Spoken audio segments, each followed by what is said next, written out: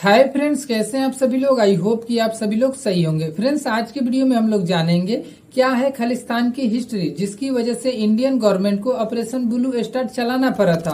और इस operation blue star की वजह से कैसे पंजाब 3 टुकड़े में बट गया। और साथ ही हम लोग ये भी जानेंगे कि इस ऑपरेशन ब्लू स्टार की वजह से कैसे इंदिरा गांधी की हत्या कर दी गई। इन सभी सवालों को जवाबों को जानने से पहले यदि आप चैनल पे पहली बार आए हैं तो चैनल को सब्सक्राइब करें और वीडियो पसंद है तो वीडियो को लाइक करना बिल्कुल ना भूलें। सो चलिए ज्यादा टाइम वेस्ट ना करते हुए वीडियो को स्टार्ट करते हैं। देखिए, जब 15 अगस्त 1947 को अपना देश आजाद हुआ, उसके बाद देश 2 हिस्सों में बट गया। एक हिस्सा पाकिस्तान को गया और दूसरा हिस्सा हिंदुस्तान को गया। इस दौरान लोग पाकिस्तान से हिंदुस्तान को आ रहे थे और हिंदुस्तान से पाकिस्तान को जा रहे थे। इसी बीच लगभग 20 लाख लोगों की हत्या कर दी गई रास्ते में ही। इसमें से सबसे ज्यादा लोग पंजाब के बताए जाते हैं, जिनकी संख्या लगभग 5 लाख से 8 लाख बताई जाती है।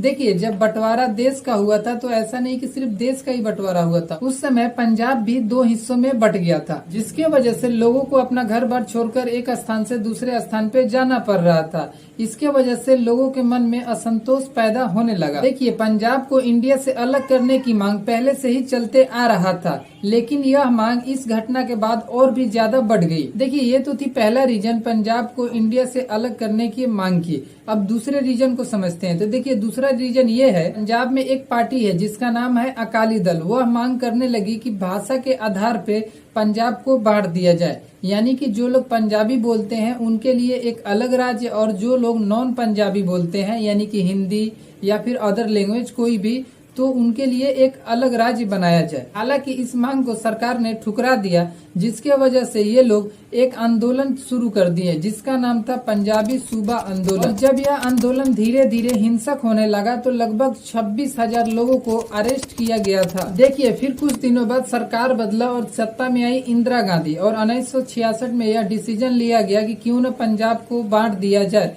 और सारी समस्याओं को खत्म कर दिया जाए। और इन सभी समस्याओं को देखते हुए पंजाब को 3 भागों में बांट दिया गया।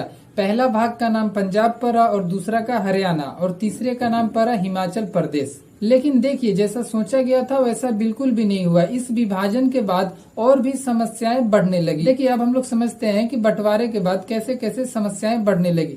तो देखिए, 1 नंबर पे आता है चंडीगढ़ को दोनों राज्यों की राजधानी बना देना। वहीं 2 नंबर पे आता है कि कुछ सिख बहुल जो इलाके थे उसको हरियाणा के हिस्से में दे देना। तीसरा वजह यह था पंजाब और हरियाणा के बीच पानी बंटवारा। इन सभी समस्याओं को देखकर अकाली दल ने एक बैठक की और उसने सरकार से मांग की कि इन सभी समस्याओं पर पुनः दोबारा विचार किया जाए। पर इंदिरा गांधी नहीं मानी, पर इस प्रस्ताव को खालिस्तान के नाम से संबोधित किया। देखिए, इसी बीच भिंडरवाला का उदय हो रहा था। यदि आप लोग सोच रहे हैं कि यह भिंडरवाला है कौन, तो थोड़ी पैसेंस रखिए, आपको सब पता चल जाएगा थोड़ी ही देर में। आगे वीडियो में आप बने ही रहिए। ऐसे माना जाता है कि भिंडरवाला के उदय में विशेष भूमिका थी कांग्रेस की।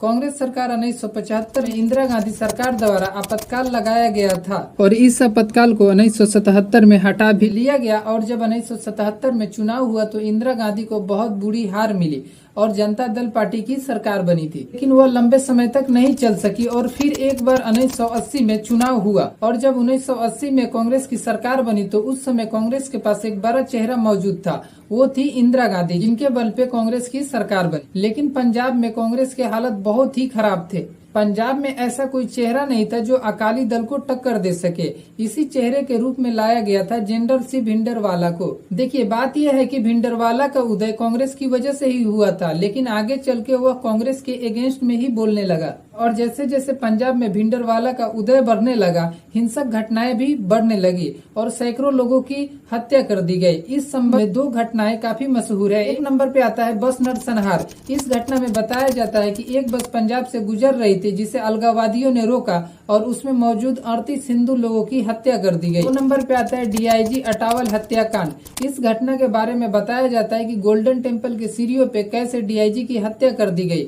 और भिंडरवाला का खौफ इतना था कि डीआईजी का शव लगभग घंटों तक पड़ा था, लेकिन कोई उसे टच नहीं किया। आप इन सभी घटनाओं को देखकर भिंडरवाले के शक्ति का अनुमान लगा सकते हैं। देखिए, जब भिंडरवाला का उदय हो रहा था तो उस समय कई साजिशें की जा रही थी, जैसे कि स्वर्ण मंदिर के अंदर काफी मात्रा में हथियार और गोला बारूद रखा जा रहा था और इसके अलावा बंदूक भी तैनात की जा रही थी। और साथ ही भिंडरवाला को जनरल मेजर सिंह का समर्थन भी प्राप्त था। देखिए, ये जो मेजर जनरल थे इनको सेना से निकाला गया था क्योंकि इनके ऊपर भ्रष्टाचार का आरोप लगा था।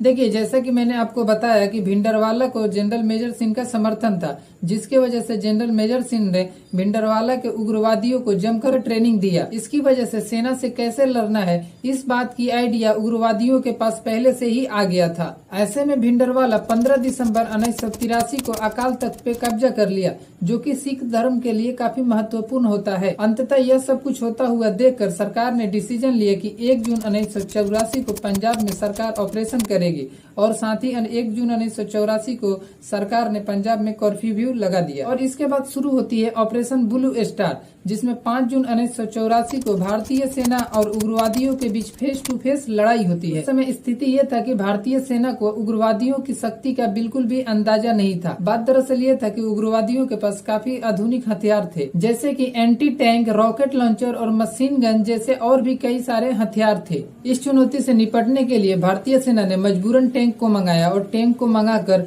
गोल्डन टेम्पल पे हमला किया। इस दौरान भिंडरवाले की मौत हो गई। साथ ही टैंक की हमलों की वजह से अकाल तख्त को काफी ज्यादा नुकसान पहुंचा, जिसकी वजह से पूरी दुनिया में सिख समुदाय के बीच काफी नाराजगी देखने को मिली थी। यदि बात की जाए कि इस ऑपरेशन के बाद क्या हुआ, तो देखिए, इस ऑपरेशन के बाद 554 उग्रवादियों की हत्या कर दी गई और 83 सैनिक शहीद हो गए थे। इसके बाद 31 अक्टूबर 1984 को 2 सिख बॉडीगार्ड के द्वारा इंदिरा गांधी की हत्या कर दी गई थी। इस हत्या का परिणाम ये रहा कि भारत में सबसे गंभीर दंगे देखने को मिले, जिन्हें एंटी सिख के नाम से जाना जाता है, जिसमें 18 से 17 हजार लोगों की मौत हो गई। आपको खालिस्तान की हिस्ट्री और ऑपरेशन ब्लू स्टार से जुड़ी इन्फॉर्मेशन कैसे लगी, कमेंट बॉक्स में हमें जरूर बताएं। मिलते हैं नेक्स्ट वीडियो में, तब तक के लिए बाय बाय। ध्यान रखिए खुद का।